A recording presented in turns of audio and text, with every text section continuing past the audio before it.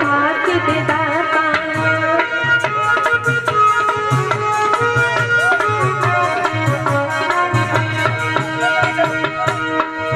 सतगुरु है मुक्ति के दाता, ये साधक भाग्य विधाता।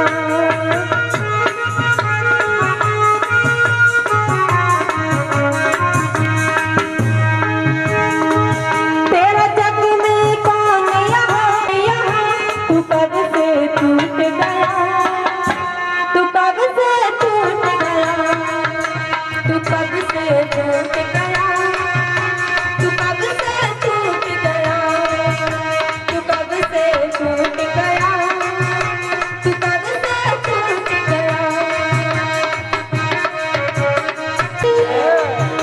तू कब से टूट गया, तू कब से टूट गया।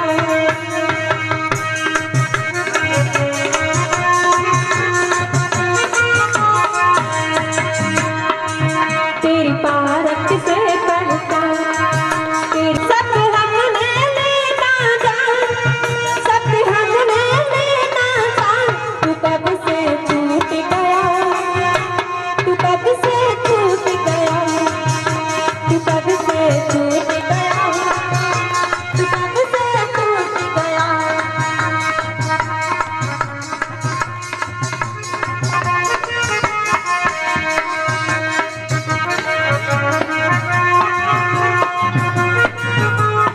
कैसे बताया है, क्या कहते हैं।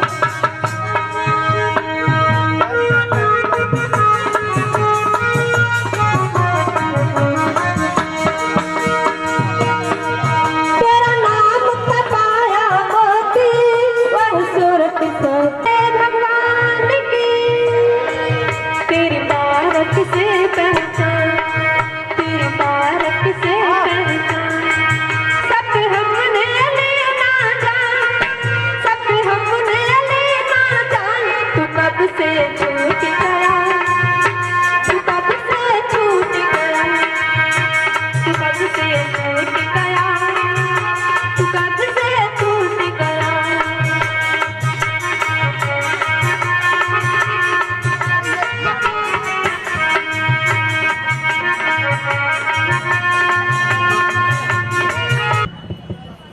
हेलो,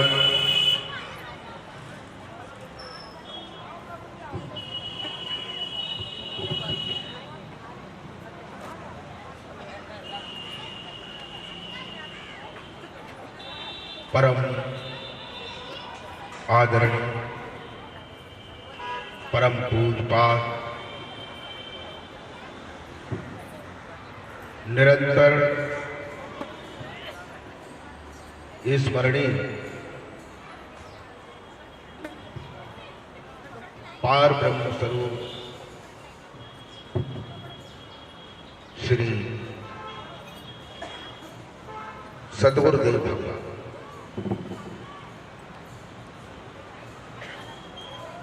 संपूर्ण भूमंडल में विचरण करने वाले संत महापुरुष जन और यहाँ सत्संग प्रांगण में विराजमान नर नारी के रूप में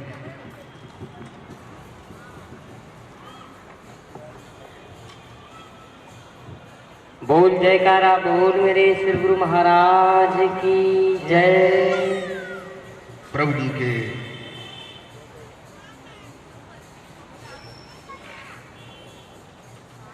परम प्यारे भक्त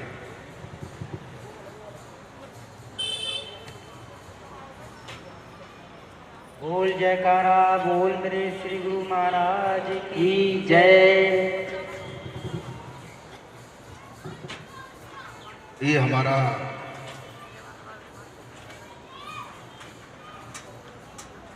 दयाल मठ का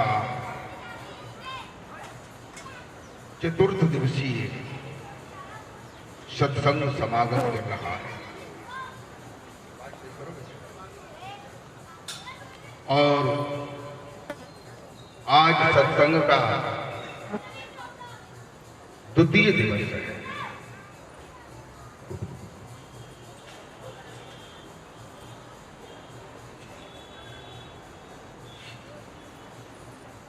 प्रेमी भक्तों,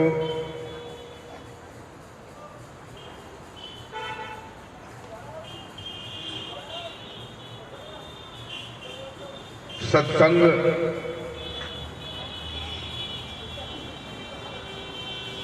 ज्ञान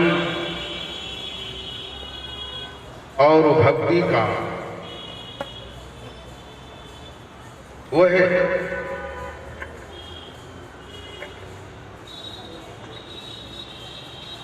प्रवाहित दरिया है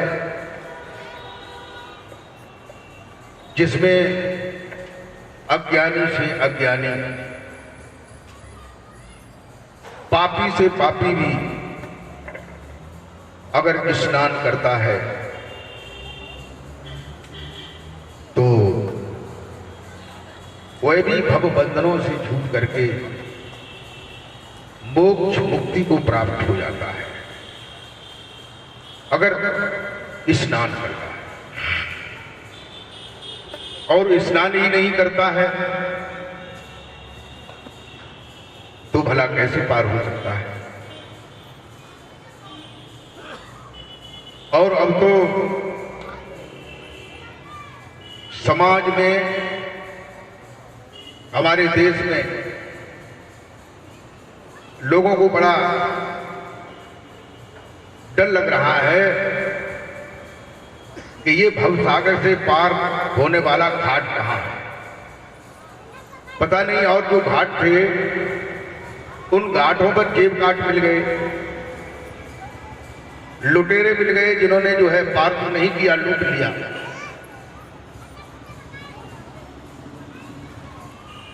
हम जिधर भी जाते हैं, शहर के लोग, गांव के लोग, गली के लोग, नगर के लोग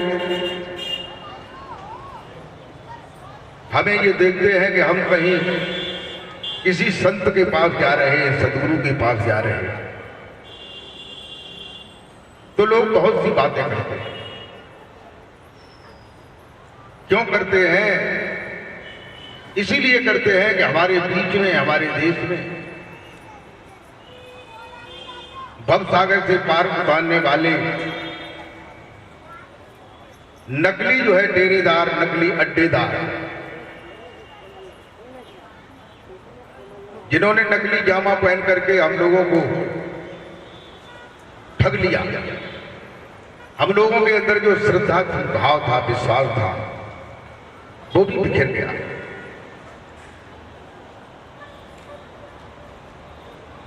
प्रेमी भक्तों, कहते हैं कि अब आखिर इस भरी दुनिया में दिल समझाने कहां जाऊं, कहां अपने दिल को समझाने जाऊं, कहां देखूं। जहां भी देखता हूं, जिधर भी देखता हूं, भीड़ देखता हूं, संत को देखता हूं, सदगुरु को देखता हूं, तो वो चोर नजर आता है।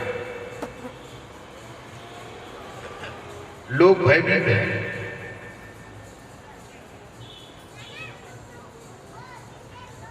प्रेमी भक्तों, लेकिन ये भी है कि नकली लोगों में असली भी होता है, और असली की पहचान जो है कैसे होती है?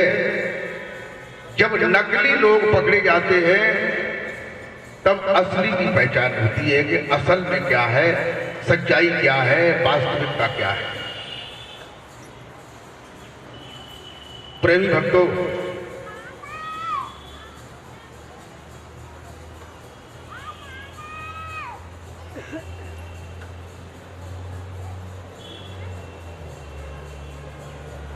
कहते हैं कि सत्संग जो है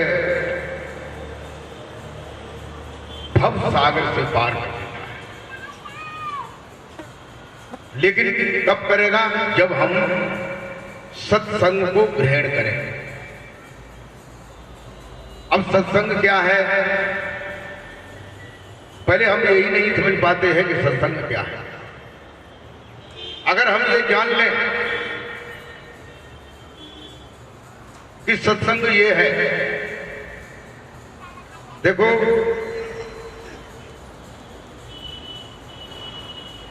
पहले दूध बिकता था तो दूध बेचने वाले लोग जो है दूध में पानी मिला देते थे। इतने चालाक लोग थे, नकल करने वाले, लोगों को ठगने वाले लोग। पॉलीथिन में बगल में पानी भरा हुआ है और दूध लेने वाला सामने खड़ा है और दूध दूने वाला दूर रहा है। दूधते ही दूधते उसने पॉलीथिन को उसी में बाल्टी में डाल दिया। अब तुम क्या समझोगे? आप तो ये समझ रहे हैं कि मैं तो अपने सामने ही भैंस को, गाय को दुहा करके लाया हूं, पानी कहां से आ सकता है? लेकिन अब जो मीटर उसका चला है, मीटर बताता है कि कितना पानी है, कितना दूध है। प्रेमी भक्तों, सत्संग शब्द जो है दो शब्दों से मिलकर के बना है। इस बात को मैं हमेशा कहता हूं, रोजाना कहता हूं। इसी बात को मैं बताने आया हूं और इसी बात को हम लोग नहीं समझ पाते। और दरअसल में यही केवल बात समझनी है कि सत्संग क्या है।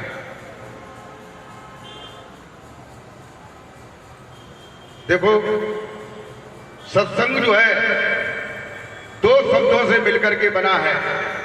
एक शब्द है सत्य और दूसरा शब्द है संग। दोनों शब्दों को मिला देते हैं तो हो जाता है सत्संग। सत्य संग यानी सत्य का संग। अब हमारे हृदय में एक प्रश्न उठा, अब वो उठता ही है। कोई उस प्रश्न के बारे में नाम ही बताए फिर भी उठता है, और पूछने पर अगर कोई उसके बारे में नहीं बता पाता है तो इसके लिए क्या किया जाए, क्यों किसी से प्रश्न किया जाए। लेकिन प्रश्न उठता है और वही प्रश्न ऐसा है कि उसी को जानना है। कल मैंने बताया था,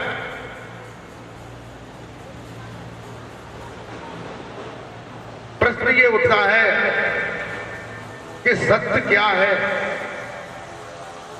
सत्य कैसा है, सत्य कहां रहता है,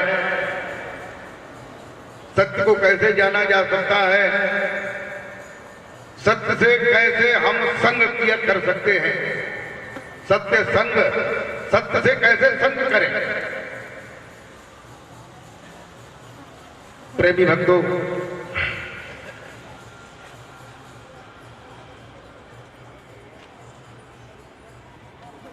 सत्य के बारे में अगर हम समझना चाहें, जानना चाहें,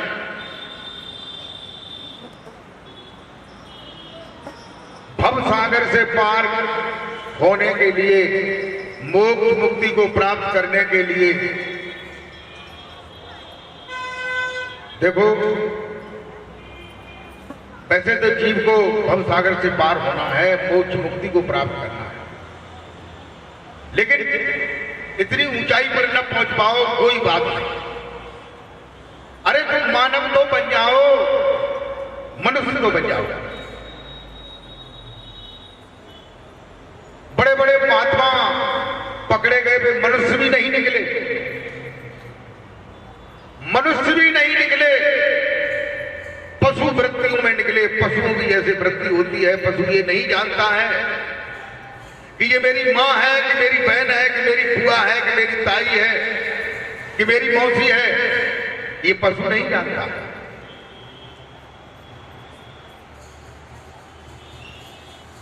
प्रेमी भक्तों, कहते हैं 3 प्रकार के मनुष्य बताए जाते हैं, मानव, दानव और देव।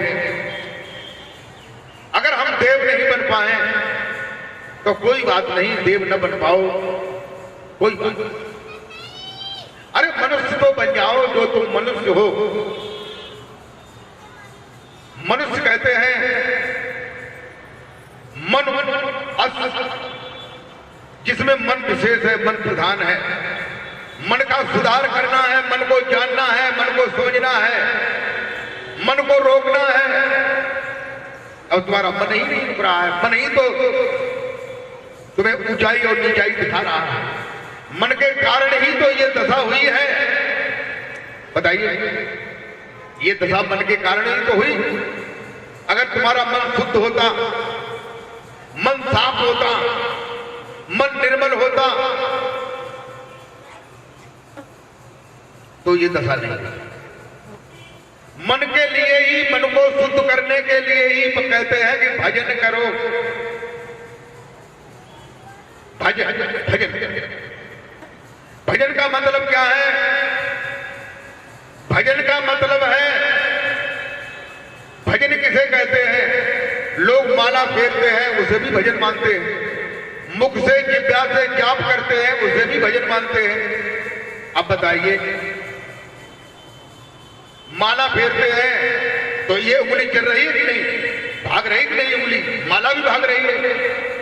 एक एक दाना नीचे जाता है, एक दाना ऊपर आता है, तो माला भी भाग रही, उंगली भी भाग रही, मन भी भाग रहा, ओंठ भी भाग रहे, दांत भी हिल रहे, कंठ भी हिल रहा, ये सारी चीजें हिल रही। कहां भजन है? हमें यही नहीं मालूम है कि भजन की क्या परिभाषा है, भजन किसे कहते हैं। और बड़े बड़े टंबर, बड़े बड़े डेरे बने जिसमें करोड़ों लोग आते जाते हैं, करोड़ों। और हमने यही नहीं जान पाया कि भजन है क्या। किसी ने 3 नाम दे दिए, किसी ने 5 नाम दे दिए, किसी ने 6 नाम दे दिए, किसी ने 1 प्लस का मंत्र दे दिया, किसी ने हाथ भरे का, किसी ने 1.5 हाथ का मंत्र दे दिया, किसी ने 2 हाथ का दे दिया। मंत्र में लगे हुए हैं, जप में लगे हुए हैं। लोगों, जप और मंत्र जो है, इसे भजन नहीं हो सकता। हो सकता है? अरे ये कोई मेरे घर की बात नहीं, आप खुद सोचिए कि भजन जो है जप से, माला से हो सकता है? क्योंकि उसमें सारी चीजें भाग रही हैं। भजन शब्द भी 2 शब्दों से मिलकर के बना है। एक शब्द है भज, और दूसरा कौन सा शब्द है? न। भज न, न भज, भज न भज। इन्हीं तुम्हारी जो इंद्रियां हैं, 5 कर्मेंद्रिय हैं, 5 ज्ञानेंद्रियां हैं। कर्मेंद्रियों में कहिए हाथ, पैर, मुख, लिंग और गुदा, जो मलमूत्र त्याग करने वाली इंद्रियां हैं, ये भाग रही हैं। ये भाग रही हैं, तभी तो लोग पकड़े जा रहे हैं। ये क्यों भाग रही हैं? 5 ज्ञानेंद्रियां हैं। आंख से देखने का ज्ञान होता है, कान से सुनने का ज्ञान होता है, नाक से सूंघने का ज्ञान होता है, जिह्वा से स्वाद का ज्ञान होता है, त्वचा से, चमड़ी से सर्दी और गर्मी का ज्ञान होता है। ये 10 इंद्रियां हैं। इन 10 इंद्रियों का स्वामी मन है। मन जिधर जाएगा, मन जो भी संकल्प विकल्प करेगा, इंद्रियों को वहां जाना पड़ेगा। प्रेमी भक्तों, इंद्रियां वहां जाएंगी, मन रोका नहीं, इंद्रियां कैसे रुकेंगी? माला भी भाग रही, उंगलियां भी भाग रही, ओठ भी चल रहे, दांत भी हिल रहे, कंठ भी हिल रहे। कबीर कहते हैं कि ओठ कंठ हाले नहीं और जिह्वा नहीं उचार। कबीर ने देखो कितनी बढ़िया बात कही। ओठ कंठ हाले नहीं, न ओठ हिले और न जिह्वा चले। ओठ कंठ हाले नहीं, जिह्वा नहीं उचार। और गुप्त शब्द को जो लगे सोई हंस हमार जो कुछ गुप्त शब्द को देखता है, परखता है, पहचानता है, कौन से गुप्त शब्द को? जो शब्द तुम्हारे अंदर में है, जिस शब्द से तुम्हारे प्राण संचालित है, तुम्हारी श्वास चल रही है, चल रही कि नहीं? जब कोई आदमी मरता है तो लोग कहते हैं प्राणानामी निकल गए, प्राणानामी नहीं, प्राण और नाम निकल गया। इसका मतलब जो है प्राण जो है वो नाम से संचालित है और दोनों का एक दूसरे से संबंध है। प्राण जो है प्राण से श्वास, श्वास से प्राण, नाम से श्वास, श्वास से प्राण, ये संचालित हो रहे, चल रहे हैं।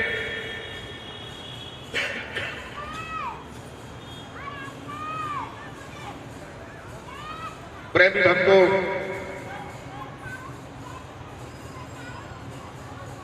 हम यही नहीं समझ पा रहे हैं कि भजन है क्या, और भाग रहे। कोई 5 नाम लिए भाग रहा है, कोई 6 नाम लिए भाग रहा है। दूसरे दुकानदार ने सोचा कि इनके 5 नाम हैं तो हम भी क्यों अपने नामों को कम करेंगे, तो हम भी 5 कर देंगे और एक और बढ़ा देंगे 6 करके। तो किसी ने जो है ओम निरंजन निरंकार सोहम सतनाम, ये 5 नाम कर दिए। तो किसी ने जो है ओम हिरियम श्रीयम किलियम, ये 5 नाम कर दिए। किसी ने 3 नाम कर दिए, देखिए ज्यादा क्यों रखे, हम कम रखेंगे। उन्होंने सत्यनाम अकाल मूर्ति शब्द स्वरूपी राम कर दिया और सार शब्द कह दिया कि सत्यम, ये सार शब्द है। अब बताइए, ये सभी नाम जो है जिब्या से ओठकंठ से जपने वाले, ये आदमी ने बनाए हैं। आदमी क्या उस परमेश्वर के नाम को बना सकता है? हम विचार ही नहीं करते इस पर, हम इस पर सोचते ही नहीं है। ये सोचते कि फायदा हो जाए, हम वहां गए तो हमें बड़ी फायदा हो गई, हमारा ये काम बन गया, हमारा वो काम बन गया। काम बने। प्रेमी भक्तों, अभी मैं पीछे बता रहा था कि सत्य क्या है।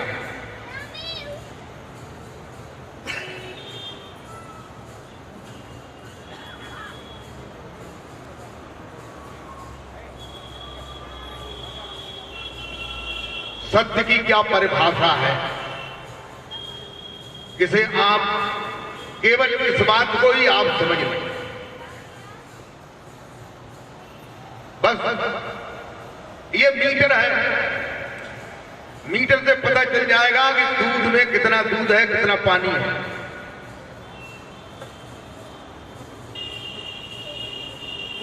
लेकिन हमें इस बात को समझाते समझाते, मैंने अभी बताया था कि ये मैंने कल भी बताया था और रोजाना इस बात को बताऊंगा कि सत्य क्या है। और आज 17वीं बरस है यहां इस बद्रीनाथ पार्क में। पहली साल पड़पड़गंज में हमारा सत्संग हुआ था, लेकिन 16 साल से यहां हो रहा है और मैं इसी बात को बताते चला आ रहा हूं। लेकिन इस बात को समझने वाले लोग, जानने वाले लोग कितने हैं? सत्य कहते हैं जो, अब मैं सत्य के बारे में बता रहा हूं, आप लोग गौर से सुने और समझे, विचार करें। अगर इसमें कोई कमी हो, गलती हो, तो सत्संग खत्म होने के बाद आप हमें बताएं कि तुमने ये गलत बात कही, सत्य ये नहीं है। और सत्य ही खास बात है।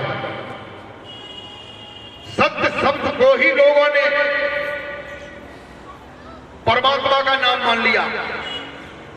सत्य शब्द को, सत्य सा आदाता या सत्य, इसको ही लोगों ने परमात्मा का नाम मान लिया और कहने लगे हम तो सत्यनाम जप रहे, सत्यनाम सत्यनाम सत्यनाम सत्यनाम सत्यनाम। जितने भी पंथ हैं, सभी पंथों में कोई पंथ बचता है 5 नाम देते हैं तो सत्यनाम जरूर देते हैं। ज्यादा के होए न होए कहूं, जाई नाम सही भवसागर पार होते हो तो ये नाम हमारे फेल हो जाएंगे और भवसागर से पार नहीं हो पाएंगे, ना से जाए जरूर ले ले। प्रेमी भक्तों, सत्य सत्य कहने से क्या हम सत्य को पा सकते हैं? बताइए, विचार करो। तुम्हें विचार करना है इस पर। अगर विचार नहीं करोगे तो ठग जाओगे, बड़े बड़े दंदल हैं उनमें फंस जाओगे और फंस करके फिर निकलना मुश्किल पड़ेगा। कबीर साहब ने एक भजन में ये बताया कि भूख भोजन कहे भूख जो भाजे, भोजन कहे भूख जो भाजे, जल कहे तृषा बुझाई।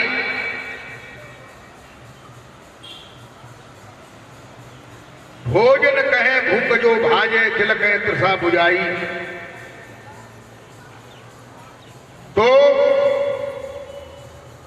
सुबह पढ़े बा राम नाम को तो सुबह तर जाए। जो तोता होता है, तोते को भी हम पढ़ाते हैं, पढ़ो परपटे सीताराम। तो तोता जो है जब कोई घर जाता है तो कहता है सीताराम सीताराम, राम राम भैया, राम राम भाई, राम राम भाई, वो भी राम राम कहता है। कबीर कहते हैं कि अगर हम भोजन कहें, भोजन भोजन खूब अच्छे मन से कहें, शायद खराब मन से कहें तो भूख न भागे, अच्छे मन से कहें भोजन भोजन। अभी हमारा पेट नहीं भरा, पानी ठंडा जल, ठंडा जल नहीं प्यासा। बुझी? आप लोग अभी करके देख लो या अकेले भी करके देख लेना। पानी कहने से प्यास बुझती है, भोजन कहने से भूख भागती है। अगर भोजन कहने से भूख भागेगी, पानी कहने से प्यास बुझ जाएगी, तो सत्य नाम कहने से भी वह परमात्मा मिल जाएगा, राम राम कहने से भी राम मिल जाएगा। प्रेमी भक्तों, कबीर साहब को यह कहना पड़ा कि सब जग अंधा काय सब जाऊं, सब जगह अंधा ही बताया। तुलसीदास थोड़े से डरा डरा करके उन्होंने कहा कि तुलसी या संसार को भयो मोतिया बिंद। लेकिन कबीर साहब ने तो ये बताया कि सब जग अंधा। अब बताइए, एक आदमी से कहो अंधा तो वो लड़ जाएगा जिसके आंखें और दिखाई दे रहा हो। उन्होंने सब जगह अंधा बता दिया तो सारी दुनिया के लोग जो है, तभी तो कबीर को लोग कम मानते हैं। लेकिन ये नहीं जानते हैं कि कबीर ही संसार में, कबीर ही एक सदगुरु थे और कबीर ही एक सदगुरु हैं। हर युग में कबीर साहब आते हैं। बोल जयकारा बोल मेरे श्री गुरु महाराज की जय। दुनिया में जब असत्य छा जाता है, कैसा असत्य छा जाता है आप लोग देख रहे हैं। असत्य छा जाता है, लोग असत्य पर, अज्ञान पर, अविद्या पर चलने लगते हैं, भेष संत का बना करके, लेकिन असत्य पे चलते हैं, लोगों को ठगते हैं, अपनी विषय और वासनाओं की हवस पूरी करते हैं, भोले भोले जीवों को फंसा लेते हैं। बताइए कैसे जीव का कल्याण होगा और कैसे उन महात्माओं का कल्याण होगा। कहते हैं किसका गुरु है आंधरा, आंधरा माने अंधा। कबीर साहब ने तो सब अंधे बताए। कबीर साहब ही कहते हैं कि किसका गुरु है आंधरा, कहो कहां ले जाए, और अंधी अंधा ठेलिया दोनों कूप गिराए। आदमी अंधा हो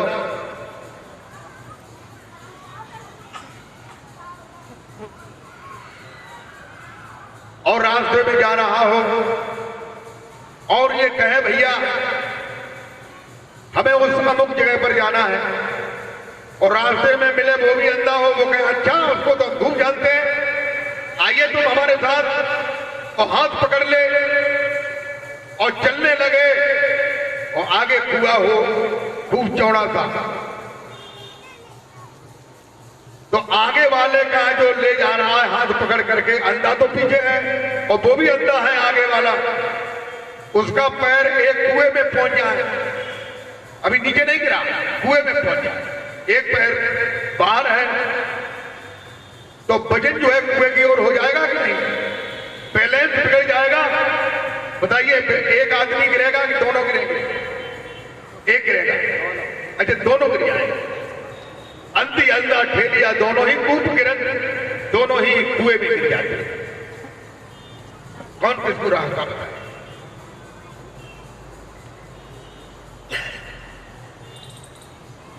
कबीर साहब कहते हैं कि सब जग अंधा काय समझाऊं, अरे एक हो काय समझाऊं,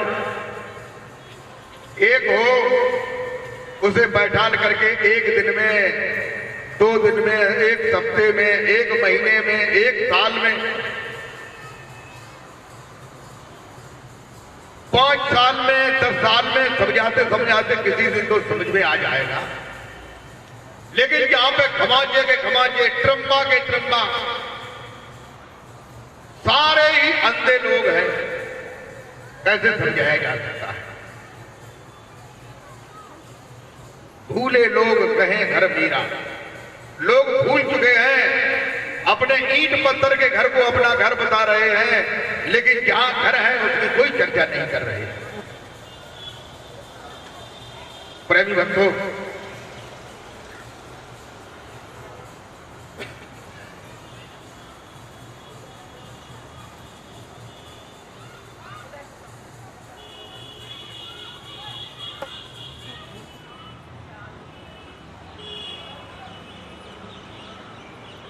सत्य जो है किसे कहते हैं,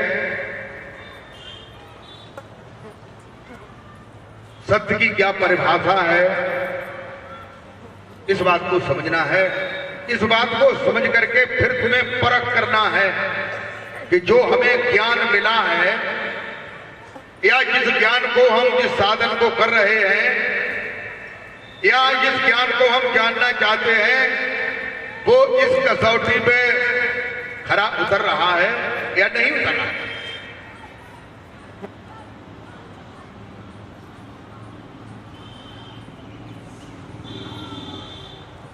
तो सत्य कहते हैं जो जैसा पहले था, पहले कब था? शुरुआत में जब सृष्टि भी नहीं थी तब था, और आज भी है वर्तमान समय में,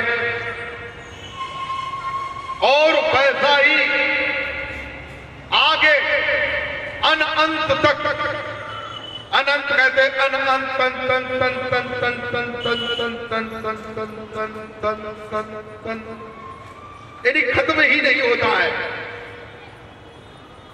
यानी जो पहले भी था आज भी है, आगे भी रहेगा। ऐसा क्या है? ऐसी कौन चीज है, ऐसा कौन नाम है, ऐसा कौन सा नाम है जो पहले था? ये जितने भी नाम जिनको हम जप रहे हैं, ये सभी नाम आदमी ने बनाए, किताबों में लिखे, उन्हीं को हम जप रहे हैं, कह रहे हैं, उन्हीं से हम भवसागर पार होना चाहते हैं। और ये जितने भी नाम हैं, जब तुम्हें काल मारेगा,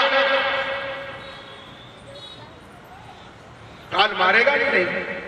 ऐसा तो नहीं कोई यहां ऐसा बैठा हो जिसे काल न मारे। अच्छा है कोई ऐसा है? चलो कोई ऐसा हो तो हमें बताना, बाद में बता देना कि हमें काल नहीं मारेगा।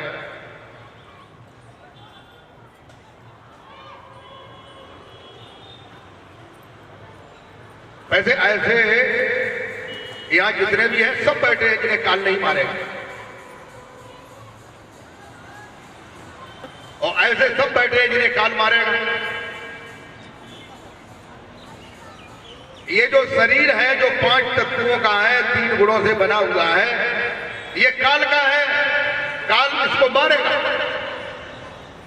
काल ने 10 प्राण इसमें डाले हैं, 10 इंद्रियां डाली हैं, 4 अंतःकरण मन बुद्धि चित्त अहंकार डाले, 72,000 नाड़ियां डाली हैं। काल इस शरीर को मारेगा। और इस शरीर के अंदर जो चैतन्य आत्मा है, जो अविनाशी है, जो शाश्वत है, शुद्ध है, सनातन है, ईश्वर का अंश है,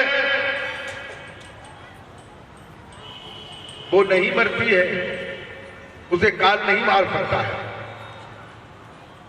लेकिन वही तुम हो, लेकिन उसे तुम जानते नहीं, उसे तुम जानने की कोशिश नहीं करते। वही सत्य है, वही अनादि काल पहले था, और वही आज है, और वही अनंत तक रहता है। उसका नाम क्या है? कोई चीज होगी, उसका नाम जरूर होगा। उसका नाम है, देखो ये जीव सतलोक से आया है। ये तुम्हारी रामायण में नहीं लिखा है कि जीव सतलोक से आया है, लिखा है कहीं? और ना अगर समझ में आए तो फिर देखना, कोई बात नहीं। रामायण में ये लिखा है कि ईश्वर अंश जीव अविनाशी चेतन अमल सहज सुखरासी। रामायण में ये लिखा है कि जीव जो है ईश्वर का अंश है और अविनाशी है, चैतन्य है, और अगर अमल करे, अभ्यास करे, तो सहज में ही उस सुख की राशि को, आनंद के भंडार को, सच्चिदानंद घन को प्राप्त कर सकता है।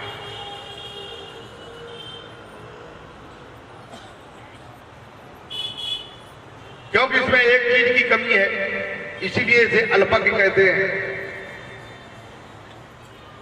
और ईश्वर को सर्वज्ञ कहते हैं। ईश्वर जो है सत्य है, चैतन्य है और आनंद घन है। जीव सत्य है, चैतन्य है, आनंद का अभाव है, आनंद की कमी है। यद्यपि आनंद का भंडार उसके पास ही रखा है, लेकिन उसे जानकारी नहीं है। तभी तो संतों ने बताया, वस्तु कहीं ढूंढे कहीं कैसे आवे हाथ, और वस्तु तभी पाइए जब भेदी लेवे हाथ। वस्तु तो कहीं है। कहते हमारे शरीर के अंदर 5 कोष हैं। पहला कोष कहिए अन्नमय कोष, दूसरा प्राणमय कोष, तीसरा मनोमय कोष, चौथा ज्ञानमय कोष, 5वां आनंदमय कोष। ये आनंदमय कोष भी तुम्हारे ही अंतर में है, लेकिन इसकी जानकारी नहीं है। जब हम भजन करते हैं, सुरती को शब्द में जोड़ते हैं और जुड़ करके ये जीव परमात्मा के कक्ष में पहुंचता है, तब आनंद कोष का जो ढक्कन है वो धीरे धीरे खुलने लगता है। बोलिए सच्चिदानंद भगवान की जय। और आनंद को पाने लगता है।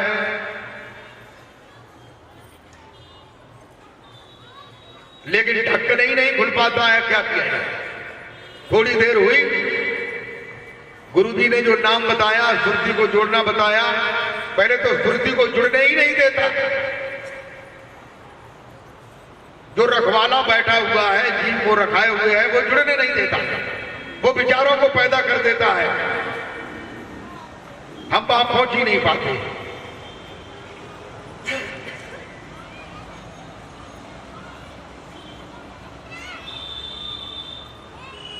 प्रेमी भक्तों, जो सत्य है वह सर्वत्र है। सर्वत्र का मतलब हर जगह। तुलसीदास जी ने एक चौपाई में बताया है कि हरि व्यापक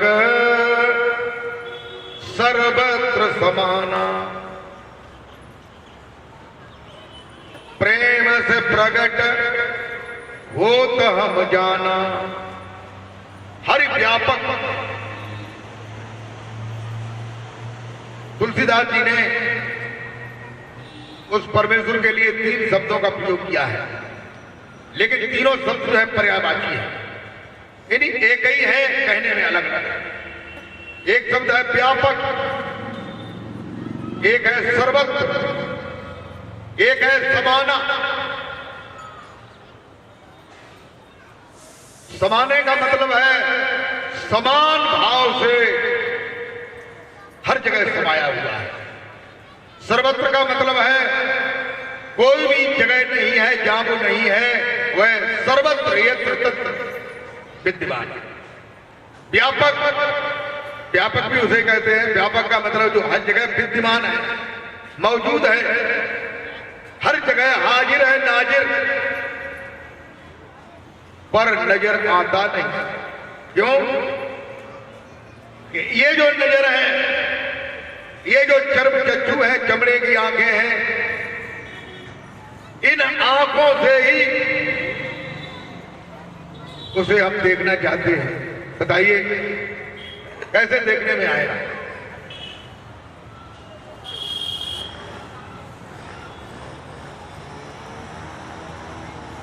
जब तक अंदर की आंख नहीं खुलेगी,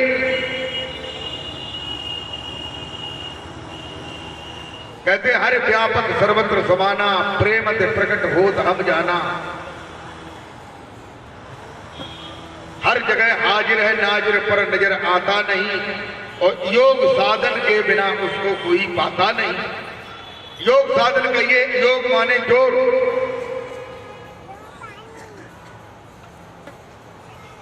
किसका जोड़?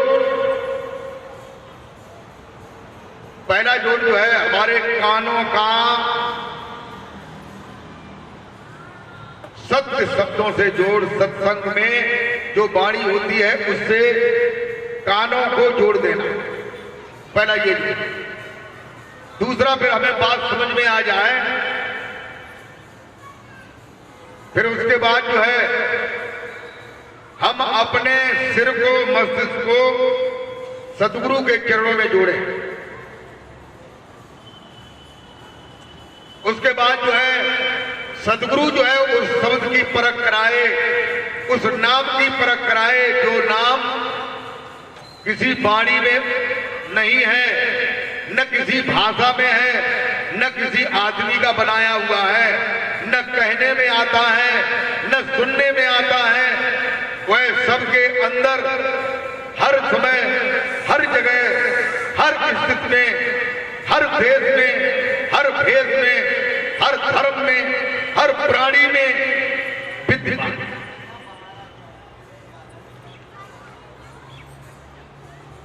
उस जो नाम तुम्हारे अंदर है, बाहर है, बाहर भी है, अंदर भी है। बाहर कहां है?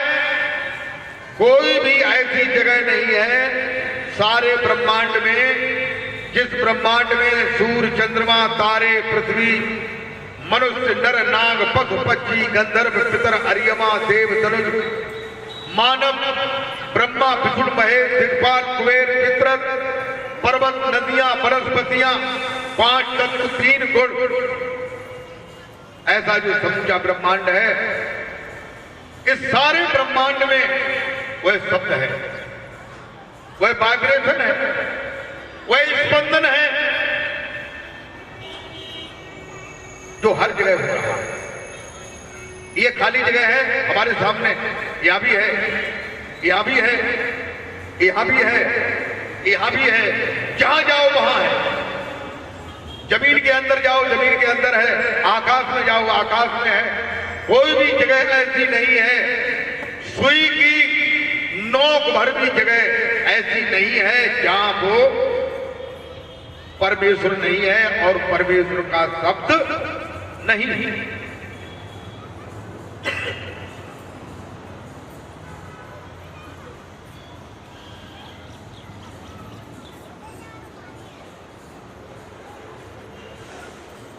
उसी की किरण हमारे शरीर के अंदर जो है प्रवेश कर गई और शरीर के अंदर शब्द प्रकट हो गया। लेकिन उस शब्द से शरीर के अंदर में जो शब्द प्रकट हुआ उसमें अंतर है। ये प्रतिबिंब है। ऊपर जो सूर्य चमक रहा है, नीचे अगर वो किसी जल में, दर्पण में, किसी में दिखाई देगा तो प्रतिबिंबित है, लेकिन है सूर्य का ही प्रतिबिंब है। प्रेम भक्तों, प्रतिबिंब को आप देखेंगे और उलट करके सुरती को जब उल्टेंगे तो जो असली है, जहां से प्रतिबिंब आ रहा है, वो भी नजर आ जाएगा।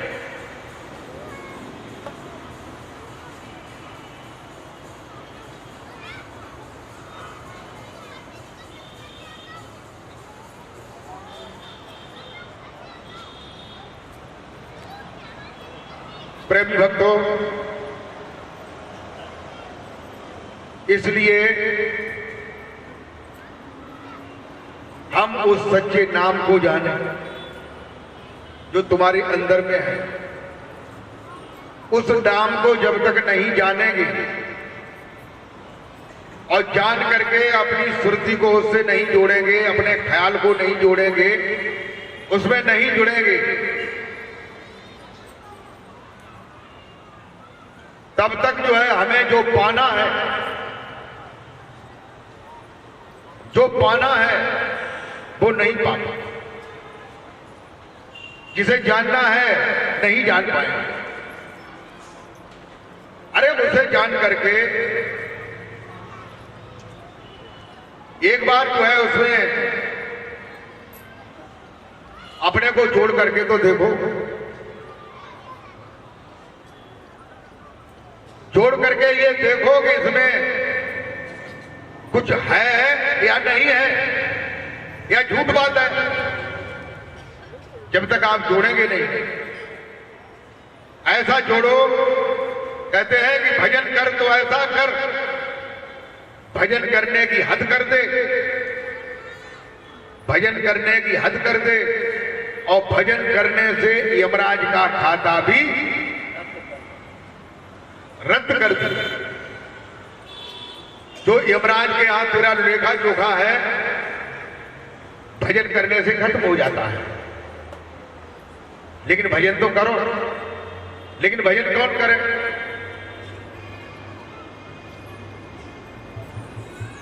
हम तो ऊपर ऊपर से जा रहे, भजन नहीं करना चाहते, ध्यान नहीं करना चाहते हैं, अंदर नहीं घुसना चाहते हैं। प्रेमी भक्तों, कहते हैं जिन्हें ढूंढा तिन पाहिया। जो ढूंढता है वो पाता है, और हम ढूंढते ही नहीं है तो कैसे पाएंगे? लोग जो है इस सच्चे नाम को जानने के बाद भी छोड़ देते हैं। कहते हैं कछु ना है, कोई चीज नहीं बताई, जपना के ना, जपने को बताई जाए, जपने को बताया जाए कि ओम नमो भगवते वासुदेवाय, तो मालूम पड़ा कि हाँ कछु पाए रहे हैं। तो लोग जो है, संसार के लोग जो है जपने में मगन है।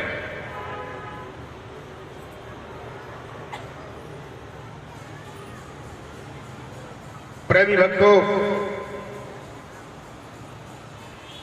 जब काल जो है तुम्हारे शरीर के अंदर जो चैतन्य आत्मा है इसे निकालेगा, तब तुम्हारी इंद्रियों को भस्म कर देगा। पहले कर्मेंद्रियों को भस्म करेगा, तो तुम्हारे हाथ, पैर, मुख, ये सारी चीजें बंद हो जाएंगी, नब्ज खत्म हो जाएगी। हम देखेंगे कि अब दद्दा की नबज चल रही कि नहीं चल रही, कि नबज नहीं चल रही। यहां देखेंगे यहां भी नहीं, फिर कहेंगे कि गाय का गोबर ले आओ और जमीन पर लीप दो और कुछ बिछा दो, जमीन पे ले लो। अब गाड़ी जो है एक स्टेशन छोड़ चुकी है। अब जब कर्म इंद्रियां शिथिल होंगी तो तुम माला घुमा रहे हो। ये माला हाथ में घूमती है, हाथ एक कर्मेंद्रिय है। मुख ओम ओम को, सत्य सत्य नाम को, निरंजन नाम को, सत्य स्वरूपी राम को जपता है। तो ये हाथ काम नहीं करेंगे, मुख काम नहीं करेगा, याद किया हुआ रह जाएगा। फिर जब इंद्रियां शिथिल होंगी तब जिह्वा जो है कोई शब्द नहीं बोल सकती। आंखें देख नहीं सकती हैं जो तुमने बाग लगाया है, जो परिवार बनाया है, तुम्हारी जो पत्नी है, तुम्हारे जो बच्चे हैं, तुम्हारी जो नाती है, तुम्हारी जो नातने हैं, पोती पोता है, इनके लिए भी आंखों के ढक्कन लगा दिए जाए। या ढक्कन खुले रहेंगे लेकिन दिखाई नहीं देगा। घर वाले लोग करते हैं, ऐसे करते हैं, बिल्कुल आंखों के नजदीक, कहते आंखें ही नहीं झपक रही, क्योंकि इसमें शरीर के अंदर जो गाड़ी चलाने वाला है वो नीचे से ऊपर को जा रहा है। अब ये आंखें कैसे देखेंगी, कान कैसे सुनेंगे? नहीं सुनेंगे। न आंखें देखेंगी, न जिह्वा किसी मंत्र को, शब्द को, जब को कहेगी, ये सब बंद हो जाएगा। तब बताइए कौन सा नाम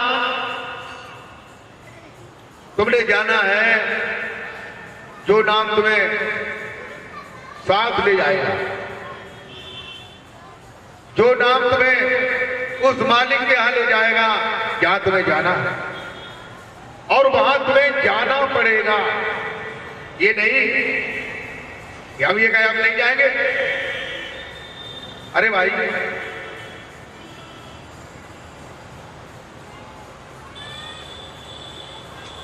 जब हम कोई यात्रा करते हैं, गाड़ी जो है हरिद्वार, बद्रीनाथ, केदारनाथ, देवभूमि में जाती है, श्वेतवंत रामेश्वर में जाती है, मथुरा, वृंदावन, अयोध्या, काशी जाती है,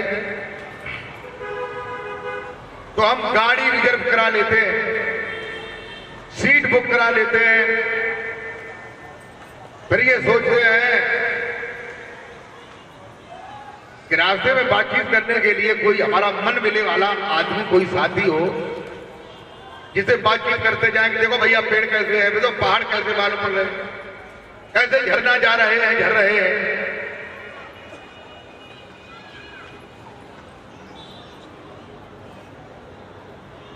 साथी तैयार कर लेते हैं, उसकी भी सीट रिजर्व करा देते हैं, हल्का सा बिस्तरा बंद रख लेते हैं ओढ़ने बिछाने का, फिर कैरियर में ड्राई भोजन रख लेते हैं। कभी भोजन बनाने का मौका मिलता भी है, नहीं मिलता है, कभी किसी को जल्दी भूख लगती है, कुछ मुद्राएं रख लेते हैं और यात्रा पर जाते हैं और घूम करके फिर आ जाते हैं। और कोई लोग जाते हैं, नहीं भी जाते हैं, कहते हैं कि भैया हमारी टिकट कैंसिल करो, या हम अपनी जगह पे दूसरी सवारी भेज रहे हैं कि हमें आपातकाल में कोई समय आ गया। कहते हैं कि नहीं, अरे घर में कोई परेशानी है तो हम नहीं जाते, नहीं भी जाते हैं, कहते नहीं जाएंगे, अपनी जगह पे दूसरा कोई बंदा भेज देंगे। लेकिन जहां तुम्हें आखिरी यात्रा करनी है, अंत में तुम्हें जहां जाना है वहां तो तुम्हें जाना ही पड़ेगा। जाना पड़ेगा कि नहीं? वहां कोई सिफारिश नहीं चलेगी, वहां कोई दबंगई नहीं चलेगी, वहां कोई नेता नगरी नहीं चलेगी, वहां कोई महात्मागिरी नहीं चलेगी, वहां दाढ़ी या घोटम घोट बनाने में वहां नहीं काम करेगा, माला तिलक तंबूल काम नहीं करेगा। वहां तुम्हारा जैसा तुमने किया है उसी हिसाब से तुम्हें यात्रा पे जाना पड़ेगा। अगर तुम्हारा कर्म से, दुष्कर्मों से, पाप पुण्य से संबंध है तो तुम्हें यमलोक में जाना पड़ेगा। अगर तुमने किसी सच्चे सदगुरु से उस सच्चे नाम को जाना है तो सदगुरु के लोक में, सतलोक में तुम्हें जाने का मौका मिलेगा। अगर बीच में ही तुमने भगवान विष्णु की, शंकर की भक्ति की है तो भगवान विष्णु के लोक में जाओगे, और शंकर की भक्ति की है भगवान शंकर की तो शंकर जी के लोक में जाओगे। जैसा तुम्हारा कर्म होगा, कर्म प्रधान विश्व रच राखा, और जो जसो करे सो तस फल चाखा। अब बताइए, कर्म प्रधान विश्व रच राखा, ये साधारण आदमी को समझाने के लिए है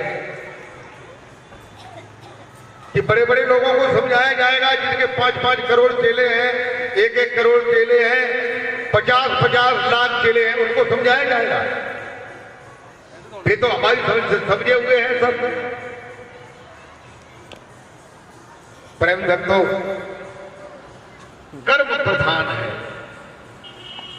जिससे विश्व की रचना हुई है।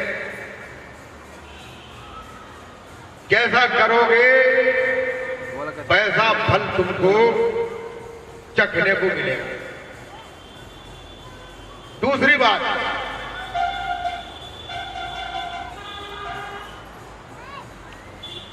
ये सतगुरु के दरबार में तभी तो कहते हैं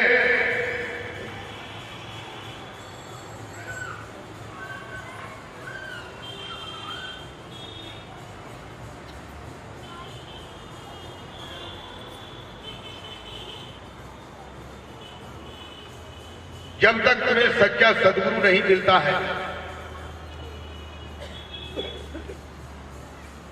तब तक तुम्हें अज्ञान ही ढोना पड़ेगा।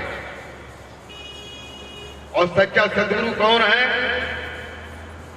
जो हमें उस सच्चे नाम को बताएगा, जो नाम तुम्हारे अंदर में, बाहर में रमण कर रहा है, जो नाम हमें भव सागर से पार करने में समर्थ है।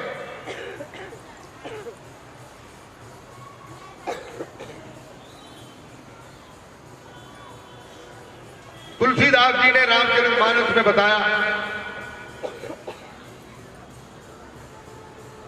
कि नाम लेत भव सिंधु सुखाही, नाम लेते ही भव सागर सूख जाता है। बताइए, नाम को लेते ही भव सागर सूख जाता है। और जो नाव को चांदी में धरे फिरता है, 3 नाव 5 नाव 6 नाव, उनका भवसागर सूखता ही नहीं है। उनके भवसागर में बाढ़ आ रही है, बाढ़ में लोग बह रहे हैं, वे भी बह रहे हैं, लोग भी बह रहे हैं। बताइए, और तुलसीदास जी कह रहे हैं कि नाम लेत भव सिंधु सुखाही, नाम लेते ही भव सागर सूख जाता है। भव सागर सूखने का मतलब क्या है? और ये भव सागर क्या है? ये भी रामायण में बहुत जगह आया है कि भव सागर जास नाम सुमिरत कबारा, उतरे नर भव सिंधु अपारा। नाम लेत भव सिंधु सुखाही, करो विचार सज्जन मन माही।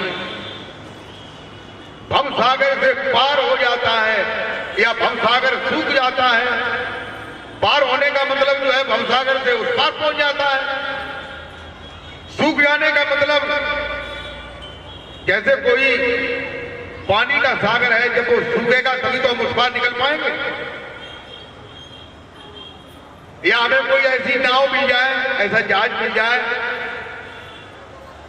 जो कहते सतगुरु नाम जहाज है चढ़े सो उतरे पार। सतगुरु का नाम जो है वो जहाज है जो भव सागर पर, उस पर बैठने से, सवारी करने से, उस पर चढ़ने से वो हमें भव सागर से पार कर देता है। बोल जयकारा बोल मेरे गुरु महाराज की जय। रामायण में ये कहीं नहीं लिखा है, ये लिखा है कि भवसागर से जीव पार होता है, लेकिन ये नहीं लिखा है कि भवसागर ऐसा है, इतना बड़ा है, इतना छोटा है, किनारे इतने बड़े हैं, एक किनारा ऐसा है, दूसरा किनारा ऐसा है। ये लिखा कहीं? तुम्हारे भागवत महापुराण में भी ये आख्यान आया है कि अयाग्नि तरह, ध्रुव तरह, प्रहलाद तरह तमाम भक्त संत भवसागर से पार हो गए, लेकिन ये कहीं नहीं लिखा है, भागवत में भी नहीं लिखा है कि भवसागर कैसा है, कितना गहरा है, कितना लंबा है, कितना चौड़ा है और कैसा उसमें पानी भरा है। पानी है कि दूध है कि मलाई है कि रबड़ी है कि गोबर है कि बलगम है, क्या भरा है कोई पता नहीं, कोई इसके बारे में नहीं बताया। अगर हम भवसागर में पहुंच जाएं तो हम कैसे पता लगाएंगे कि हम भवसागर से पार हो रहे हैं कि किनारे पे बैठे हैं? कैसे जानेंगे बताइए? तो ये बताइए, ज्ञान पूरा है कि अधूरा है? ज्ञान अधूरा है कि पूरा है? हम कैसे जानेंगे कि हम भवसागर से पार हो रहे हैं?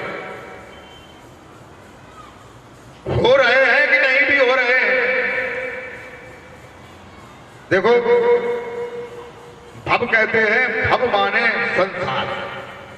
एक भव का अर्थ है संसार और दूसरा भव का अर्थ है भव माने दुख। भव माने दुख। किसका दुख है? निरंजन साहब ने तुम्हारे अंदर 5 कोतवाल बैठा दिए हैं, जिन्हें कहते हैं काम, क्रोध, लोभ, मोह, अहंकार। पहला ही कोतवाल जो काम है, काम ही मनुष्य को जकड़ लेता है और उससे ही और जो 4 हैं, क्रोध, लोभ, मोह, अहंकार, वो भी भाग करके आ जाते हैं। एकदम समझ लेते हैं कि तुमने पकड़ लिया। कहते काम ने अगर पकड़ लिया तो हम भी सब लोग पकड़ लेंगे। काम कैसे पकड़ता है? एक काम कहते हैं इच्छा, कामना। एक काम कहते हैं वासना, विषय वासना। ये काम जो है सबको लग जाता है।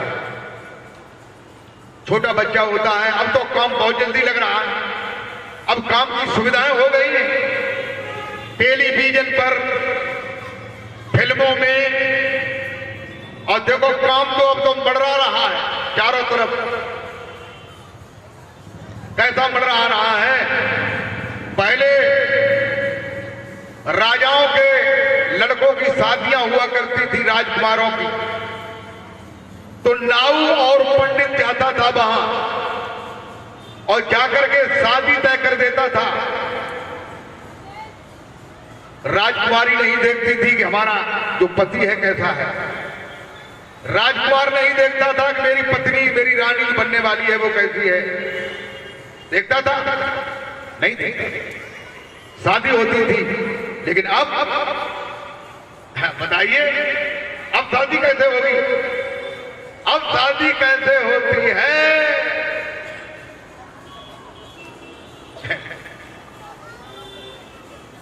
6 साल के अंदर, नोट कर लो, का 65 साल भी मैंने बताया था।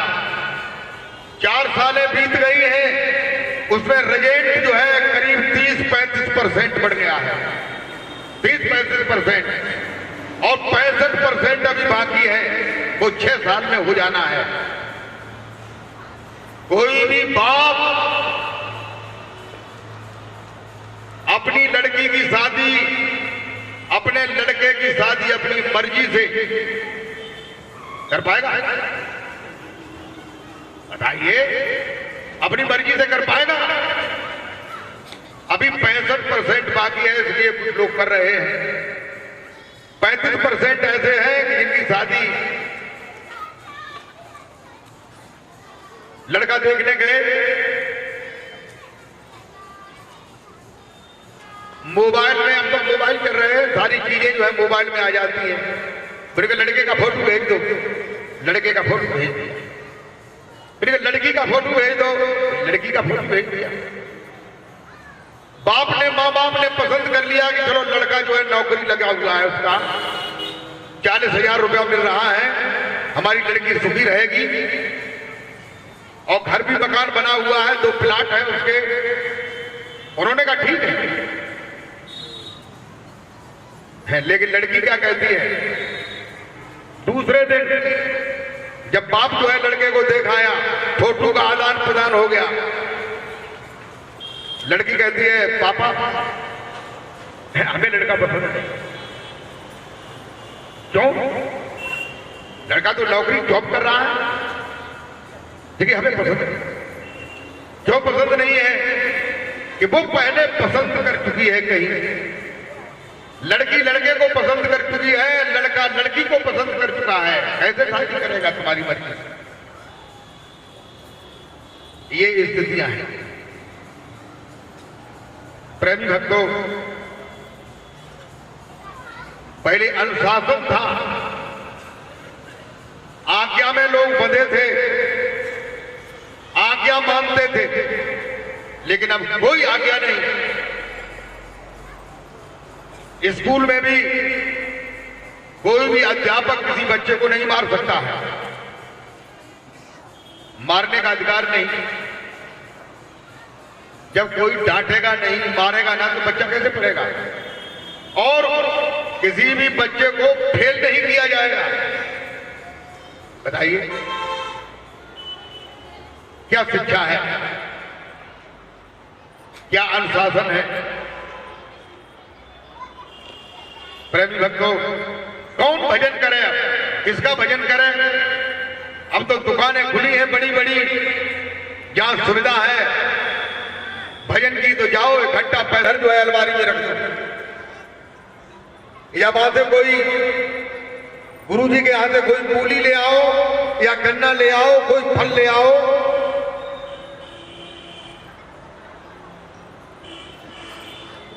एक बार जो है मथुरा में भी ये हुआ था कि जो गन्ना यहां से खाएगा उसके सभी रोग खत्म हो जाएंगे, मूली खाएगा उसका पीलिया रोग खत्म हो जाएगा, टाइफाइड सही हो जाएगा, ये रोग खत्म हो जाएगा, वो रोग खत्म हो जाएगा। 1.5 फुट का गन्ना जो है 10 रुपए का बिका, 1 गन्ने में 6 पीस कर दिए, 1 मूली का पीस जो है 5 रुपए का बिक रहा है। महात्मा लोग समाज को लूट रहे हैं, पैसा लूट रहे हैं, धन लूट रहे हैं, और मन लूट रहे हैं, सारी चीजें लूट रहे, लूट में लगे हुए हैं। और संसार का आदमी इतना अंधा है कि जो विचार नहीं करता है कि गन्ना, इस गन्ना से इससे हम कैसे ठीक हो जाएंगे, मूली से कैसे ठीक हो जाएंगे। गुरुजी ने एक संतरा छू लिया, उसको ले आओ, सब घर में बांट दो, सब तर जाएंगे, भवसागर से पार हो जाएंगे। भजन मत करो, भजन की कोई जरूरत नहीं। भजन तो थोक में एक भजन का जो है पैकेट जो है वो थैले में लेकर के चले आओ, भजन हो जाएगा।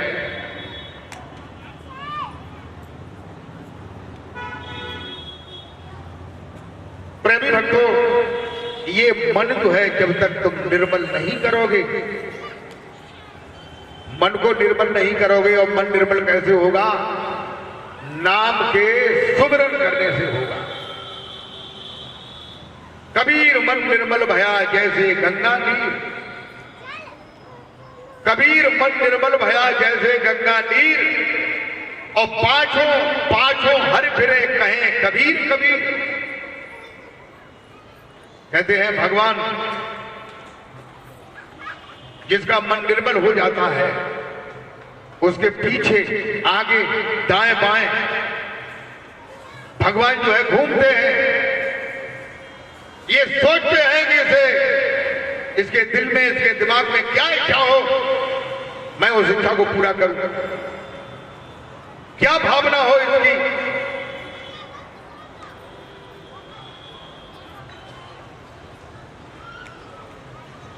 प्रेमी भक्तों, तुलसीदास जी ने कहा कि निर्मल मन जन सो मोह पावा, मोह छल छिद्र कपट नहीं भावा। निर्मल मन जन सो मोह पावा, जिसका मन निर्मल हो जाता है। निर्मल मल क्या है? काम क्रोध लोभ मोह मत्सर अहंकार डाह तृष्णा ईर्षा द्वेष जलन, ये क्या है? ये मल है। और ये मल कब खत्म होगा? जब हम उस नाम का अभ्यास करेंगे, तभी मल खत्म होगा। हम देखते हैं लोग जो है संतों से जुड़े हैं, संतों से नाम मिला है, लेकिन आपस में ईर्षा की कमी नहीं है। ईर्षा की कोई कमी नहीं, द्वेष की कोई कमी नहीं, और प्रेम का बड़ा अभाव है। प्रेम का क्या है? अभाव है, प्रेम है ही नहीं। और तुलसीदास जी कहते हर व्यापक सर्वत्र समाना, प्रेम से प्रकट हो तब जाना। प्रेम ही प्रकट नहीं हो रहा है। क्यों नहीं हो रहा है? कि हम ज्ञानी तो हैं, ज्ञान तो जानते हैं, लेकिन नाम का अभ्यास नहीं किया है। नाम का अभ्यास नहीं किया है। नाम का जब अभ्यास करोगे तो तुम्हारा जो अहंकार है, तुम्हारे अंदर जो अविद्या है, जो अज्ञान है, जो ईर्षा है, जो द्वेष है, जो जलन है, कम होगी कि नहीं होगी? नहीं होगी। अरे दवा खाओगे तो आराम जरूर होगा, और दवा खाओगे ही नहीं। अगर तुम दवा खा रहे हो भरसक प्रयास से, फिर भी तुम्हारे अंदर अहंकार अविद्या अज्ञान ईर्षा द्वेष है, इसका मतलब तुम्हारा ज्ञान सच्चा नहीं है। अगर ज्ञान सच्चा है, अगर ईमान सच्चा है, तो मंजिल आसान है।